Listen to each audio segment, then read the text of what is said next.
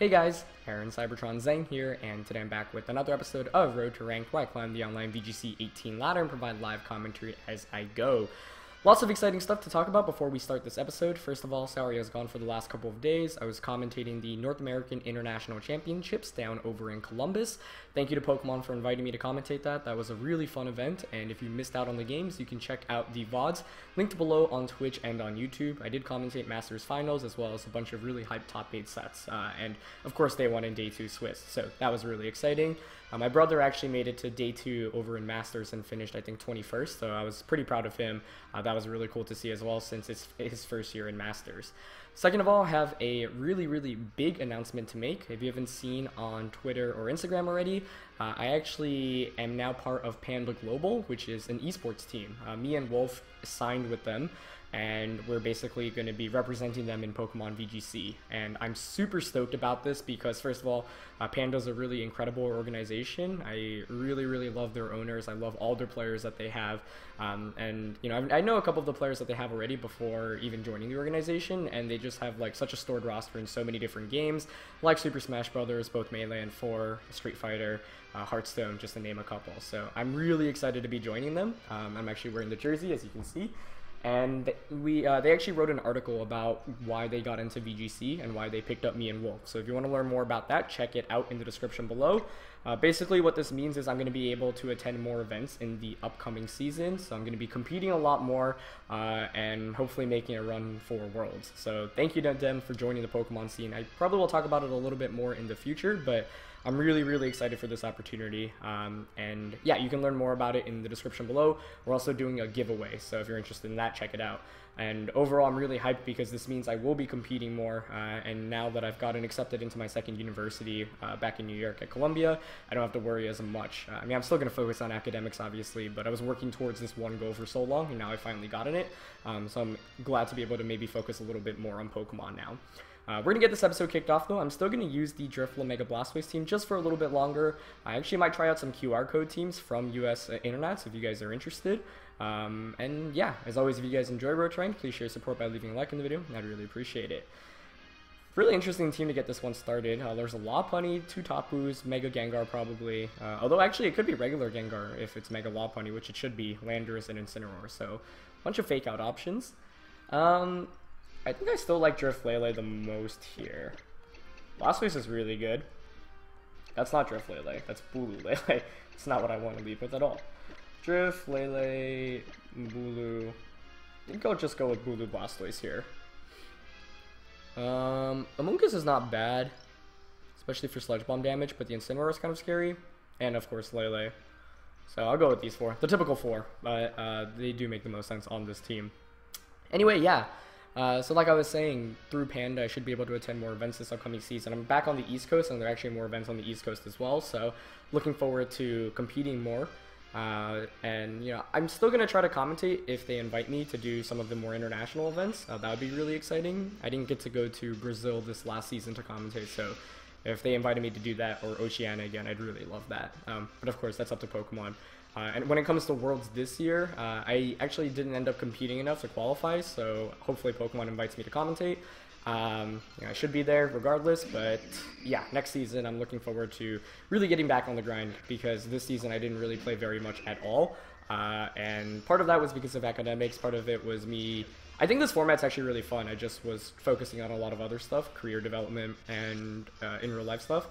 But now that I've gotten, you know, some of that out the way, and I'm pretty happy with where I am in regards to my actual life, can focus more on YouTube content and competing. So Landorus Feeny here comes out as a lead for my opponent. This isn't too bad, I would say. I think I'm actually going to go straight for a Tailwind, and I'm going to launch the Z move into Tapu Fini. Landorus isn't really a threat to me, especially with Blastoise in the back. Feeny is always the most annoying Pokemon to deal with. So excuse me. By doing this, I get a lot of damage off onto Feeny before it gets a potential Calm Mind off. So, yeah. I could have just gone for the Z move into Landorus. That actually might just knock it out. But once Tailwind is set up, Blastoise's Water Spouts will just kind of wreck Landorus. And Landorus isn't a threat to Blastoise or Bulu in the back at all. So, I'm targeting down Feeny because that's always the most annoying Pokemon to deal with. I don't know whether this will activate a potential berry or not. Ideally, it puts it at, like, you know, 26%, just above the berry, so a Water Spout will finish it off. And that looks like that's the case, actually. Perfect. And even if it Calm Minds now, a Moonblast will finish it off. Rock Slide's not going to do too much damage to either Pokemon, as Feeny here is going to go for a Calm Mind, which is perfect. So exactly why I went for the Z move. Fortunately enough, it does hang on with just a sliver, enough that a Shadow Ball should finish it off. This next turn now I can go for a Will-O-Wisp. It's actually lefties, Feeny. Okay. So I didn't even have to worry about the berry. I'm far less scared of lefties, honestly. Yeah, but now I've got Tailwind up. Blastoise just kind of goes through my opponent's entire team. And interesting to note, actually, Jeremy Rodriguez did win the International Championships with Driftlele. Everything else was pretty different. Like, it was around the Metagross core that we've seen throughout the season. And Rotom Heat, which was like one of the MVPs of that team. So that was super cool to see. Really well-played championship by him, but I was pretty happy to see Driftlele do really well at that event, since I figured, I thought actually it was like a decent meta call. Obviously, this team is built around Blastoise, but it was really cool to see it succeed, and he played phenomenally throughout the entire weekend, so congratulations to him. I'm looking forward to how Worlds goes for him. As well as so many other players. I mean, just incredible talent right now throughout VGC. No Protector switch outs though, so it's just going to be a Burn Landorus, which is really good. It's now going to be doing absolutely nothing against me. Moonblast here actually won't get the knockout onto Feeny. So it will survive, but yeah, another attack will knock it out, and that's fine with me, as Rock Slide does absolutely nothing there.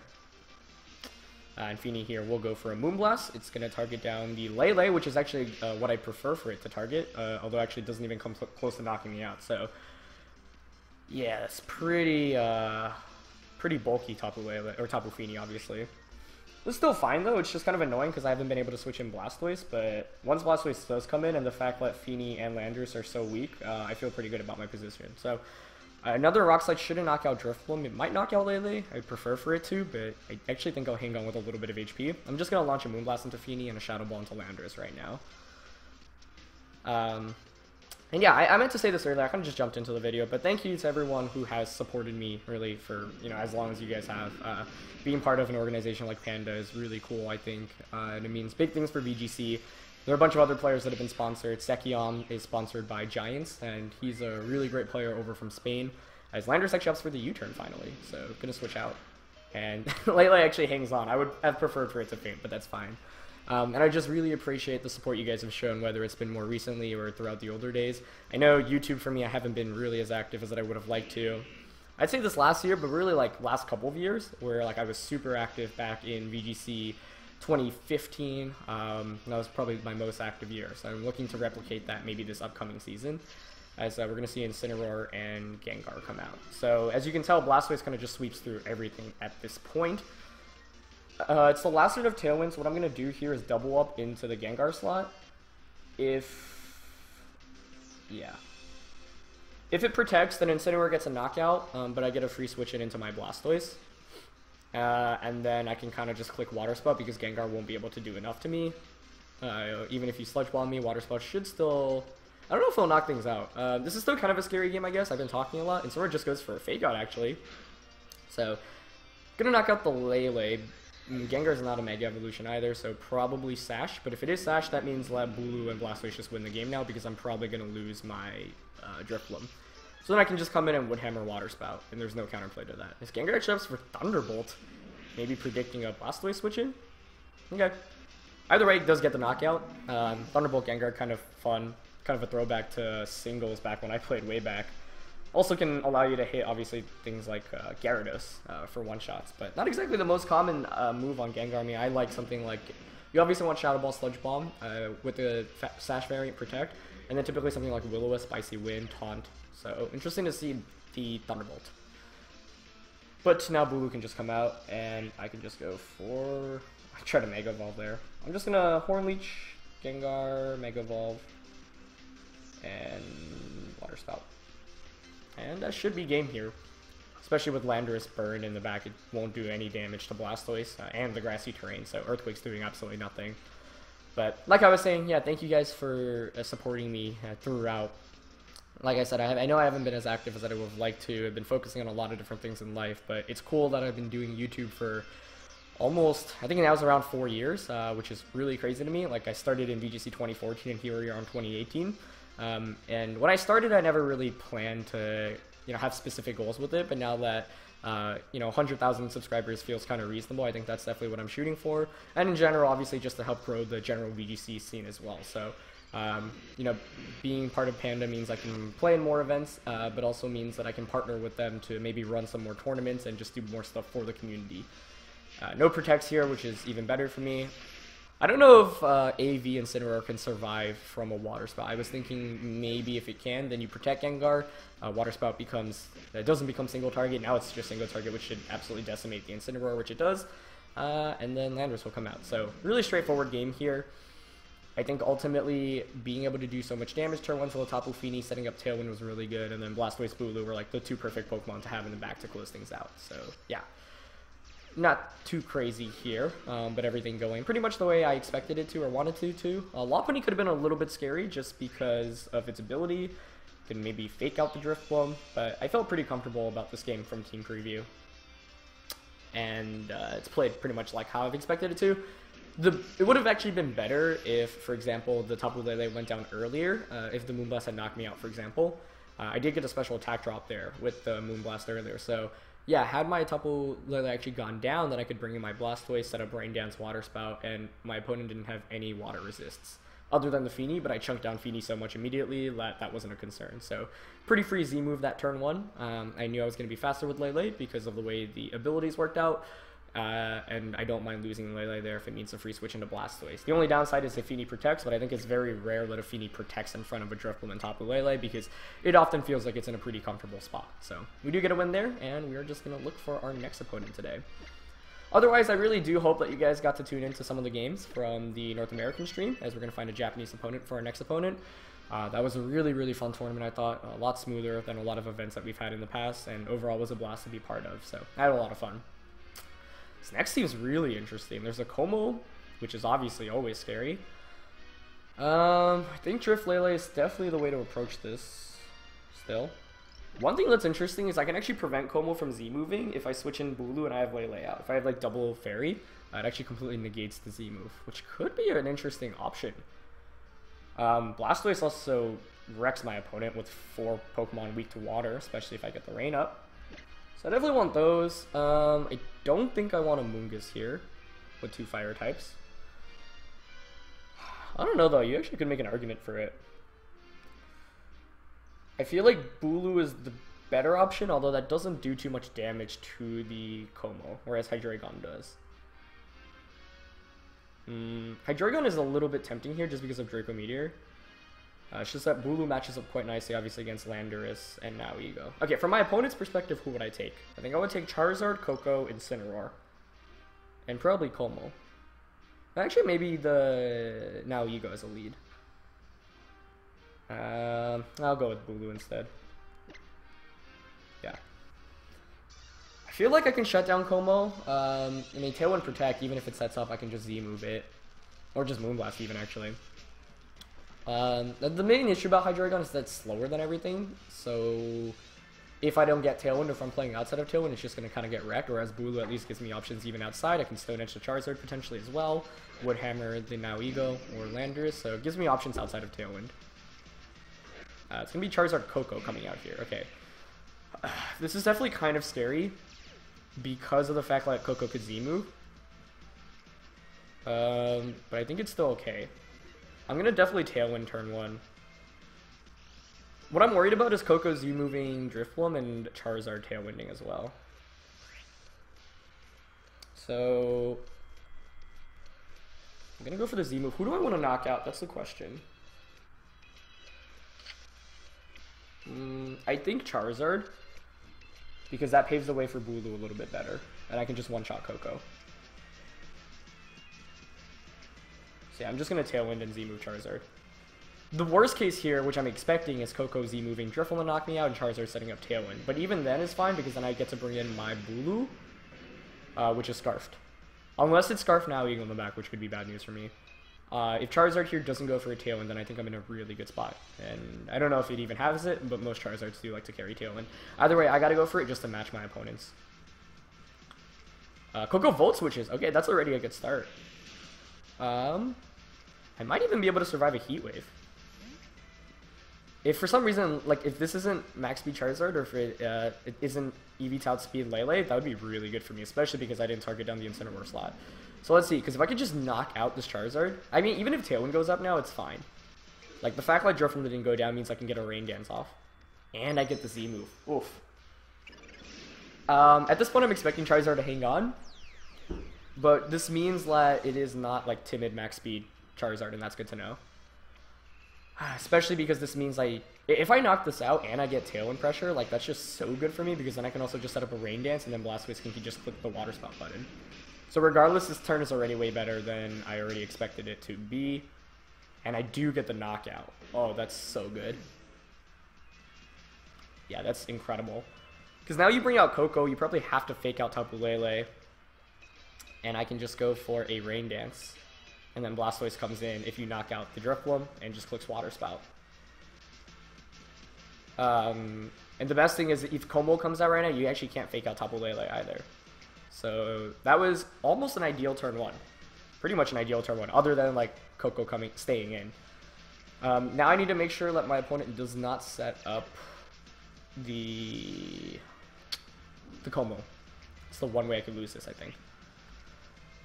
Okay, so Coco comes out. Yeah, I'm just gonna go for a... Should probably protect Lele here. What am I missing out on if I protect Lele? No, actually, I'm just gonna Moonblast Coco and Shadow Ball. No, I want a Rain Dance here to set up Blastoise, actually. Yeah.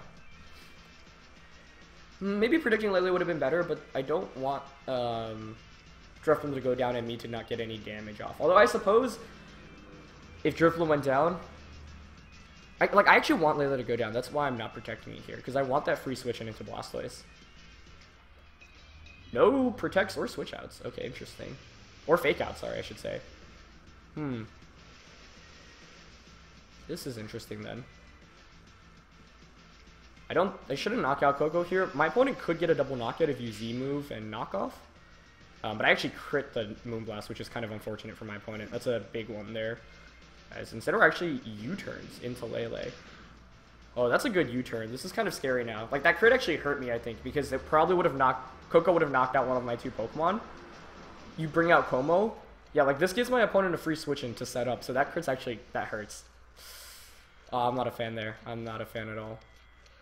Oh, but now because I have Bulu, I can just switch out into Bulu and negate the Z move if my opponent's going for it.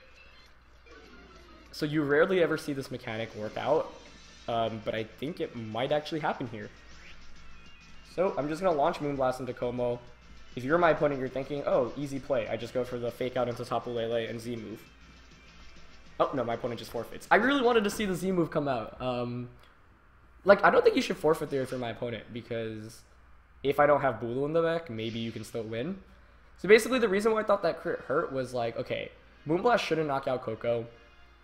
Coco will probably, like, a Thunderbolt should knock out either of my 2 Pokemon. Unless my opponent was going for a Volt Switch with Coco as well, into Lele specifically. If you target Drifloom, you knock me out there. Yeah, you'd have to have Volt switched into Lele, but still, I would still make the same play where I just switch into Bulu, and then I've got Scarf Bulu out, you don't get the Z move off with Como, and then I end up winning the game. So I feel like I had that game won more or less because of that turn 1.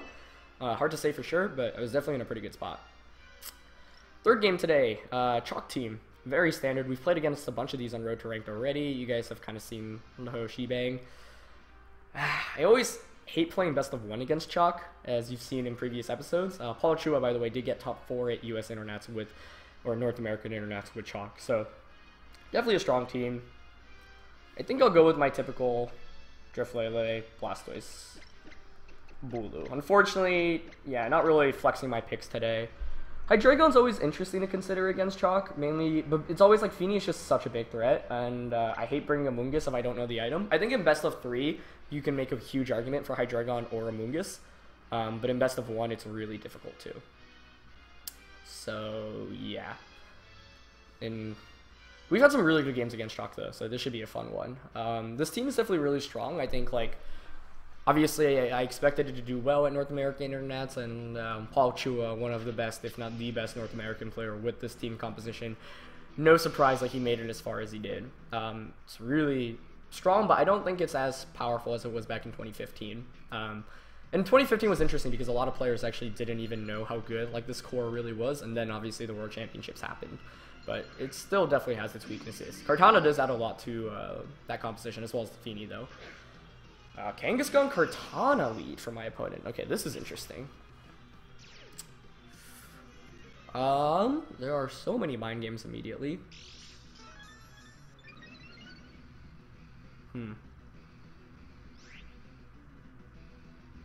So. Obviously, I have Will-O-Wisp pressure. I feel like Tapu Fini is going to switch in here as Kartana goes for something like a Z move, or Kangaskhan just goes for a double edge into Lele.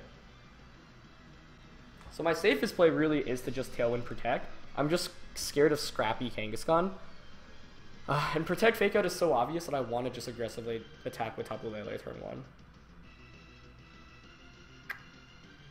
Is that worth going for? Probably not, but my heart tells me to do it. I'm going to Tailwind and Z move. And I'd probably actually rather Z move Kartana. I don't know, this is kind of risky. And it is scrappy Fake Out. Is he going to Tailwind? Oh, he actually has Smart Strike. Smart Strike's not that common on Kartana anymore, which is why I didn't go for the Protect, so that's really not good for me. Makes me think if it's Assault Vested or not, or makes me wonder if it's Assault Vested or not. If you're running Smart Strike, you're probably AV. Yeah, it's not good. I could have protected there. Even if I did, I'd still be in a kind of awkward spot, because Kangaskhan is actually scrappy and did have Fake Out. Best play is to really Tailwind Protect here. But I'm already behind, so the question is, do I make a big play with Blastoise?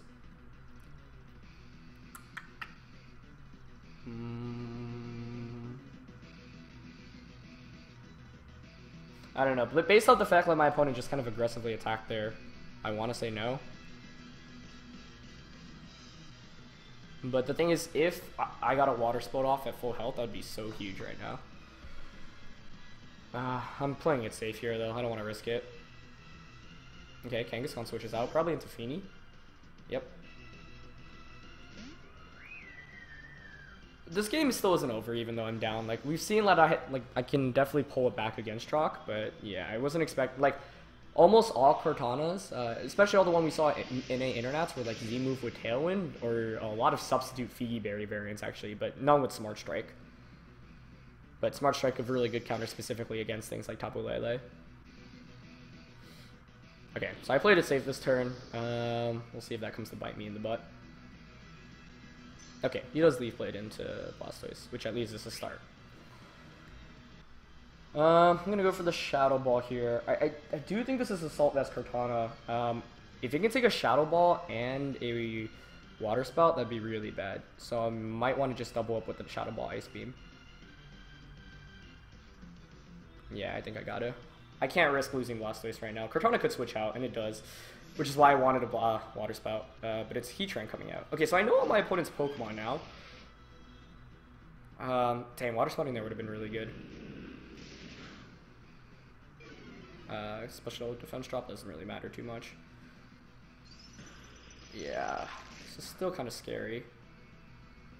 Fini's gonna Calm Mind. No surprise, but that's not a good look. I could have predicted Kartana to switch out there. I was willing to let Fini get a Calm Mind off, but I didn't get any mileage off, so that was a great switch by my opponent. So if I get the Water Spout off there, I'm in a good spot, but I think I've just got a little bit outplayed so far. I'm just going to Shadow Ball Water Spout here, though. Keep in mind that I do have Bulu in the back, and Heatran doesn't protect, which means it's going to get knocked out here, so this is still doable. But I got to slowly chunk down Fini right now. I'm not going to really do much damage here. It still takes around 40% or so, though, which is not bad damage. Okay. We are just going to see Moonblast probably into Blastoise. Into Drifloom, actually. That's kind of interesting. It's going to be close as to whether or not another one can knock me out. It's going to be really close. Kangaskhan opts to switch out here. You could just go for the Fake Out into Blastoise and Moonblast into Drifloom. I don't really have much counterplay to that. The main issue is Misty Terrain, meaning I can't burn Kangaskhan. Could try to go for a Rain Dance. I think I'd probably lose this game now. Yeah, messing up the turn the Heatran switched in was bad. It was not the best. And obviously the Smart Strike caught me off guard as well. I was just assuming it was like the typical Cortanas that we see nowadays, but he kind of just went for it. Rain Dance, Water Pulse. If for some reason Kangaskhan just decides not to Mega Evolve. Or sorry, not to Fake Out. But it should Fake Out Blastoise here, I think. Yeah, I'm gonna need some magic to pull this one off now. Yep, there's Fake Out. Unless I survive Moonblast too. That could be another out. But unfortunately, I didn't have a great play with Drifloon here this turn. A Rain Dance at least makes me threaten Kangaskhan a little bit more with Water Pulse damage output, but you should just Moonblast the Drifloon here. Yeah. Can I survive? Close. I think it might have been a roll either way. Yeah, nice play for my opponent to target to make sure I don't get another Tailwind up, basically. Okay, it's all up to Bulu now.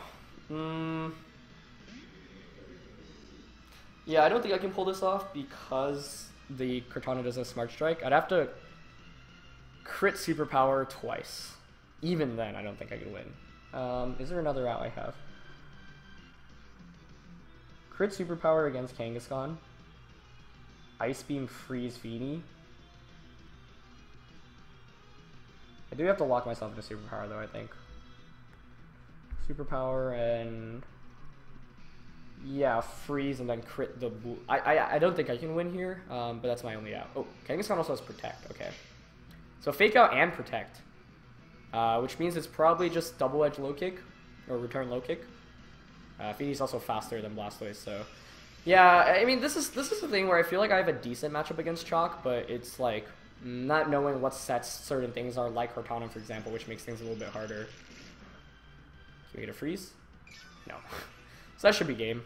Well played by my opponent for sure. Turn 1, I played kind of aggressively, but I don't mind that play, knowing that like in that position, I almost always Tailwind Protect. It's just that the fact my opponent had Smart Strike as well, which was pretty bad. And I think a lot of players in that position would also expect Lele to protect, so they would double up aggressively onto Drifloon with something like the Fake Out and the Smart Strike just to get a lot of physical damage off. So yeah, I don't regret the play that I made. It just obviously didn't work out, but given the leads, I'm not sure that. I mean, obviously Protect Tailwind could have been fine, and then because he had Scrappy, I would have needed to. And that's the other thing about Kangaskhan, is not knowing whether they're Scrappy or Inner Focus, because if they are Scrappy, obviously he has a significantly better matchup against me. But what else? What else I have to say? Yeah, even if I Protect Tailwind turn 1, I don't get anything off. Superpower almost knocks out Bulu, or Kangaskhan, but unfortunately falls just short. And then the next turn, I'm pretty much forced to switch out in Tailwind. So I'd maybe switch into Blastoise in Tailwind, but then Blastoise just kind of falls to a Double Edge.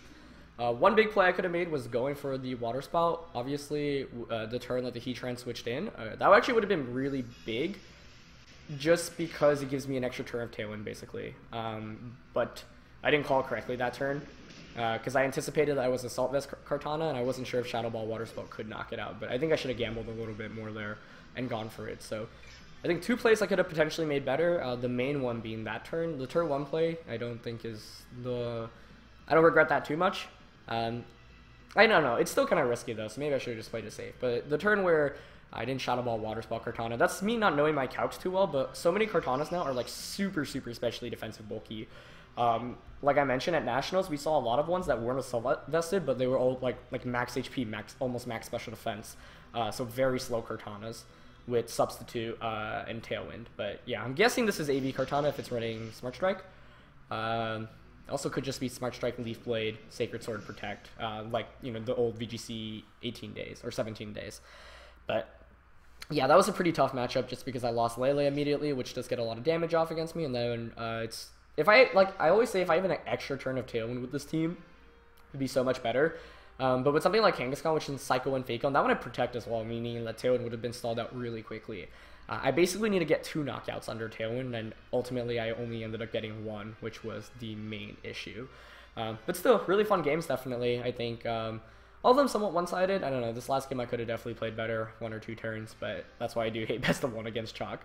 Always is an interesting matchup, but I definitely could have played better here and there as well. So yeah, good to be back. Thank you guys as always for watching. If you enjoyed, please share support by leaving a like. Like I mentioned, a bunch of stuff linked in the description below, including the announcement about me playing for Panda with Wolfe, which I'm still really excited about. I'll talk about that more in future videos and whatnot, but just wanted to make that announcement here. And of course, check out the VODs from North American Internet. Thank you guys for watching, and I'll catch you guys next time. All right, peace.